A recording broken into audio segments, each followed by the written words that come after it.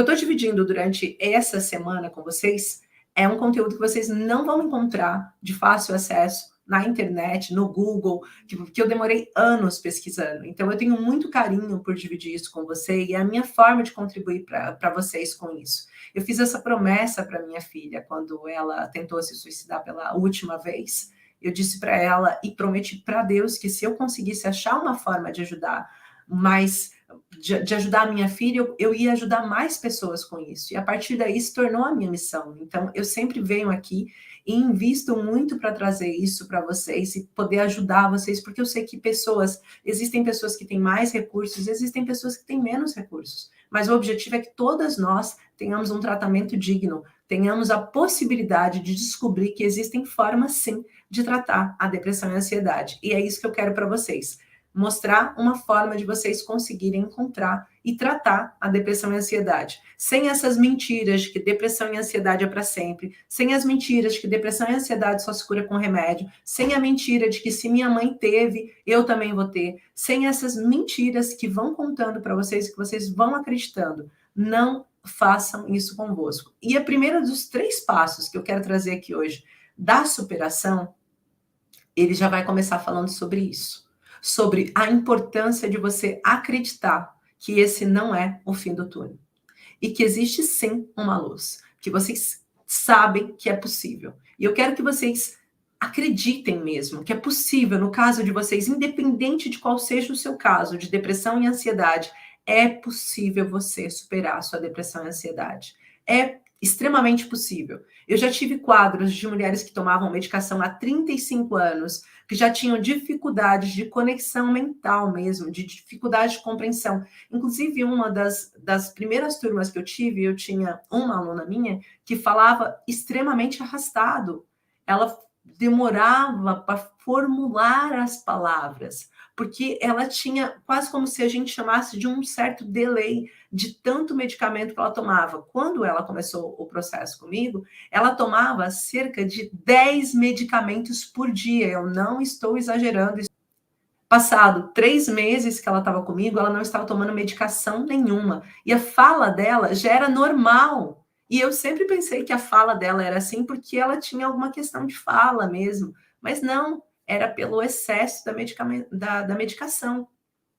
Então, casos severos como esses casos, que eu peguei alunas que já são mulheres, que são mães e que começaram a ter crises de ansiedade, tomar medicamentos aos 14 anos, por conta das ansiedades, das situações que não conseguiam lidar, que depois originou depressão pós-parto, que depois foi virando uma bola de neve. Mas independente do que tenha acontecido com a sua história, de qual seja o motivo da sua depressão, de qual seja o motivo da sua ansiedade, a primeira coisa que você precisa é acreditar que existe sim uma cura. E eu sei que isso é muito difícil, porque nos dias de hoje a gente começa a ver que cada vez tem mais pessoas com ansiedade, mais pessoas com depressão e menos pessoas curadas. E a gente fica pensando assim, bem, se existe uma forma de superar a depressão, por que os médicos psiquiatras que trabalham, estudam para lidar com isso, não respondem, não conseguem?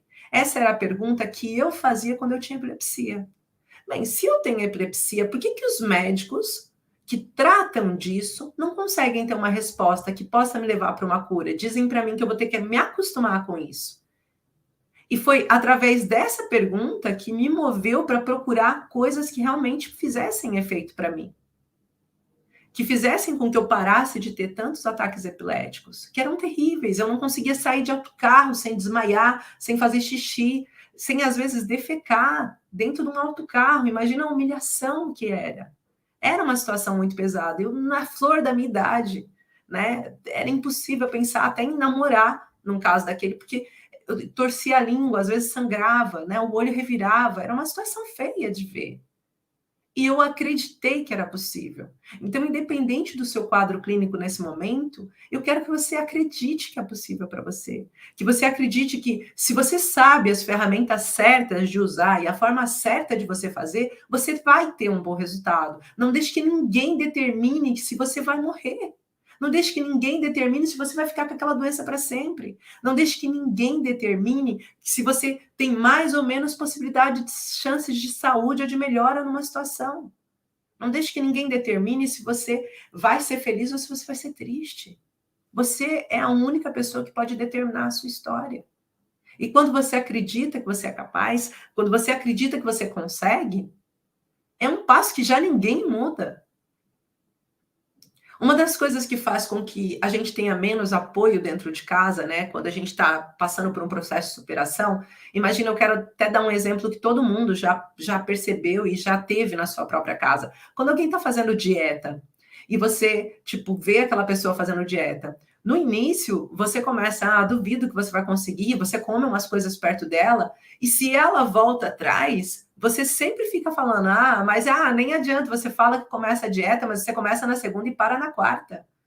E ficam falando sobre isso. Isso é um processo normal das pessoas falarem, ficarem tacando na cara. Só que no momento em que você realmente está determinada, que você começa a perder o peso, ou que você começa a aumentar de peso, porque você pode estar fazendo para perder ou para aumentar, aí as pessoas começam a ver a sua transformação e falam, nossa, olha, você realmente está me surpreendendo.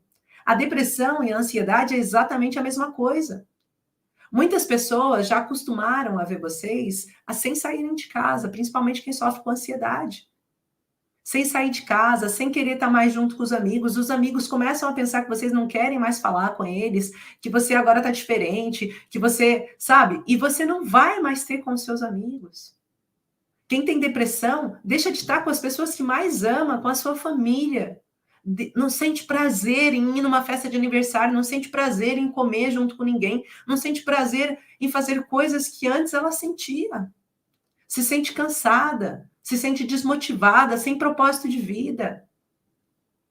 Né? Sente aquela despersonificação. Então, esses são sintomas normais. Só que eu quero que você acredite, independente disso, quando você determina, eu quero que 2023 seja um ano diferente para mim, eu quero vencer essa depressão, eu quero vencer essa ansiedade, você consegue.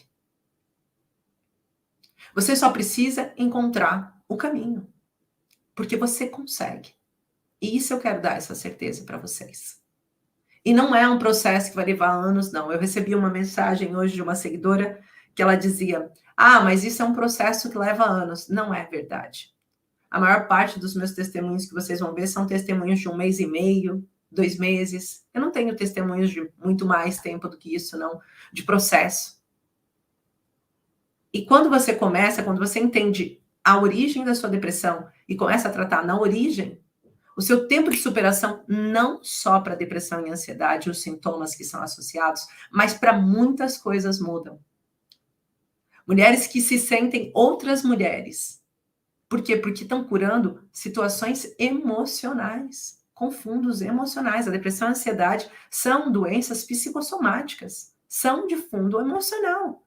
Então, quando você olha para o emocional e você troca, você já pensou o que é? Você pensar que a sua depressão começou no momento em que você foi abusada, quando você era criança, e que a partir dali, aquilo foi trazendo um monte de sequelas, dos seus pais que não olhavam para você, de alguém que não cuidava de você, de alguém que não tratava de você, ou do desleixo que você foi tendo dentro da sua casa, das outras pessoas para consigo, e você foi acumulando, e quando você consegue resolver esse ponto, tratar na origem isso que você sentia antes, limpar esse trauma através da modulação, você volta a se enxergar como mulher. O que é você voltar a sentir amor por você, por quem você é nesse momento, ter amor pela sua história, voltar a se enxergar no espelho e sentir orgulho de você. Muitas pessoas que estão com depressão e ansiedade não sentem isso. Não conseguem olhar no espelho e sentir orgulho em ser quem é. Deixa de ter essa intimidade com ela própria. Entram no que a gente chama de casulo, e a gente entra por um motivo muito forte. Né? Sempre que a gente passa por uma situação de depressão e ansiedade, de problemas que passaram pela nossa história e que afetaram a gente vai ter uma tendência a entrar num processo de casulo.